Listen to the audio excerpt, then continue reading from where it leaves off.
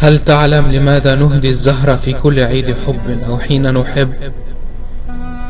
ألم تسأل هذا السؤال؟ ألم يسأل فضولك هذا السؤال؟ أيها المحب، أيها العاشق، أتذكر حين كنت طفلا صغيرا كنت ترسم على تلك الورقة شمسا وبيتا وزهرة؟ إحساسك بالوجود الكامل كان على تلك الصفحات، كان على تلك الأوراق. لم ترسم ذهبا أو ألماسا، إنما رسمت زهرة، وحين كبرت قدمتها إلى من تحب، تدعوهم إلى الدخول إلى عالمك من خلالها. أصل ذلك فطرة. ألم تعلم أن الشمس هو بحثنا عن النور، والبيت بحثنا عن انتمائنا، لكن الزهرة بحثنا عن ما نحب.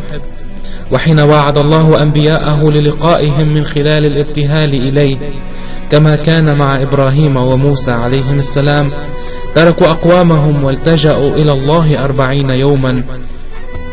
أما مع رحلة العاشق إلى المعشوق، مع المعشوق محمد صلى الله عليه وآله وسلم، حمله في ليلة الإسراء والمعراج بأن أوصله قاب قوسين أو أدنى إليه.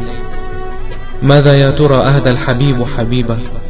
في الروايات الشريفة عن ليلة المعراج، أهدى الحبيب وهو المولى عز وجل حبيبه محمد صلى الله عليه وآله تفاحة، أراد الاحتفاظ بها. قال له: يا محمد كلها. فحين قسمها شع نور زهرة دخلت أحشاءه وكانت الزهراء. أهدى الحبيب حبيبه زهرة، وهذه هي فطرتنا. الزهرة هدية الله، والنور نوره، والبيت هم أهل البيت صلوات الله عليهم أجمعين. هل علمت الآن أيها المحب لماذا تهدي حبيبك زهرة؟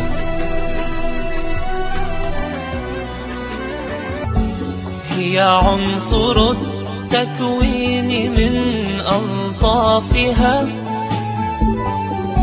نبت الوجود وأينعت فيه البقاء.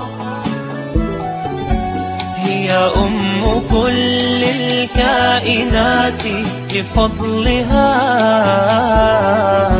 سجدت تخوم الشاهقات ترققا.